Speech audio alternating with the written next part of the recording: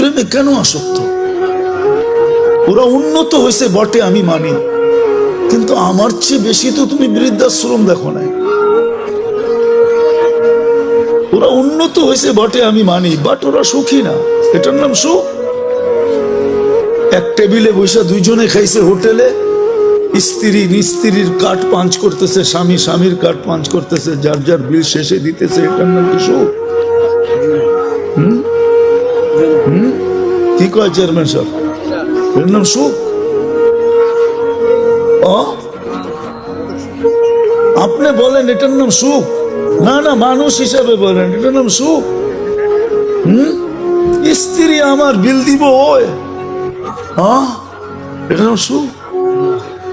হায় হায়, কোথায় যাব আমি? এটার নাম সুখ? আমাদের যুবকরা তো এখন পর্যন্ত কিছুই হয় না, খালি একটা ভুল ওই দেখছে, ওরে দেখা হাসছে, এখনই জানটা পুরা কুইলা প্লেটে উঠে দিয়া দিতে চায়। হাসি তো মনে হয় ওরে দেখা দেয় না, ও বুঝা পেয়েছে।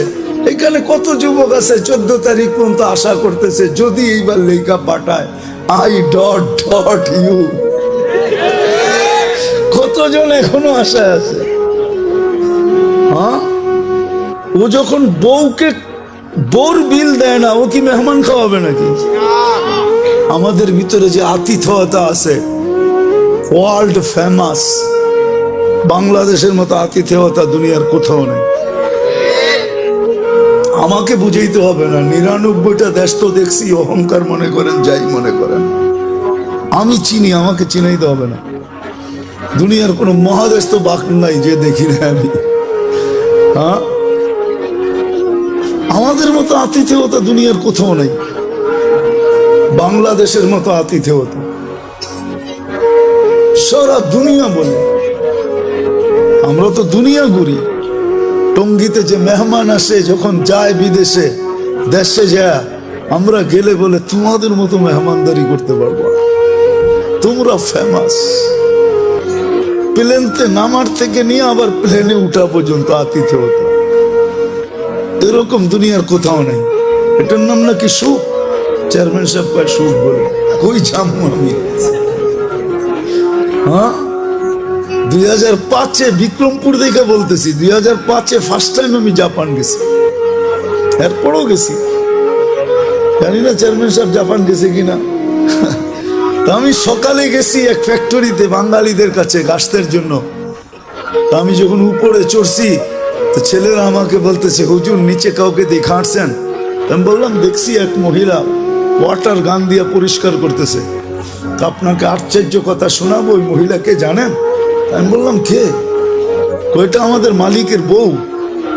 আমি বললাম ওই সকালবেলা শীতের ভিতরে ওয়াটার গান দিয়ে পরিষ্কার করে, ওইখানে চাকরি করে, ওর এটা চাকরি সকালবেলা।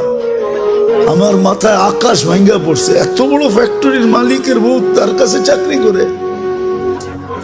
আল্লাহ তো আমাদেরকে যা দিছে, তারপরও তো দুনিয়ার সবচেয়ে বড় রাজার রানীর চেয়েও রানীর মতো রাখতে চাই, ঠিক না? হুজুররা অল্প বেতন পায়, কিন্তু যায়া দেখেন বউ করে রানীর চেয়েও রানী করে রাখে। হুজুররা যতটুকুই বেতন পায় মাদ্রাসা মসজিদে, আমার মাথায় আকাশ ভাঙ্গা বলছে। তা আমি বললাম ও চাকরি করে, এত বড় ফ্যাক্টরির মালিক।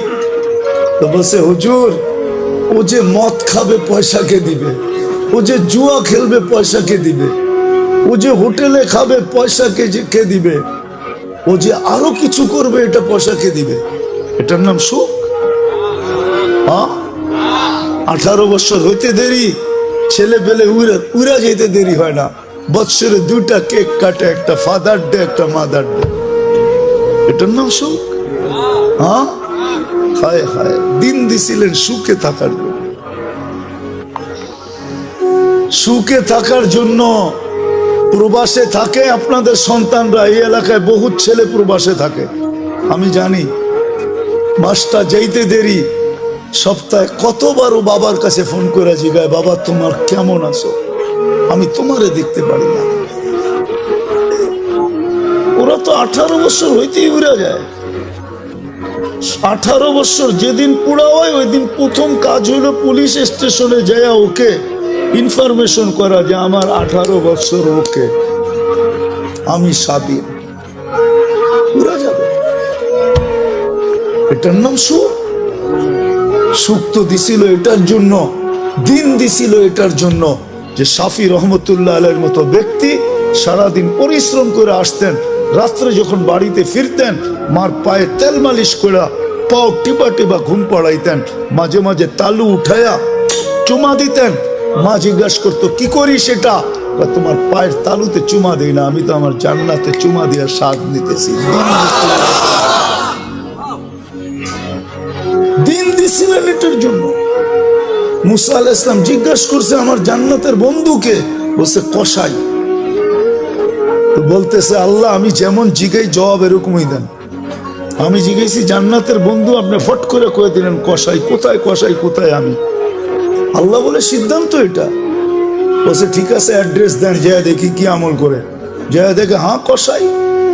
বলছে তোর এখানে মেহমান হওয়া যাবে? কয় বিলকুল যাবে, কিন্তু শর্ত আছে, আমি দোকান বন্ধ করে বাড়িতে আগে যাব না, আগে এক জায়গায় যাব তারপরে আমার বাড়িতে যাব। তো মুসা আলাইহিস সালাম বলে চল ভাই, যেমন বলবি তেমনই।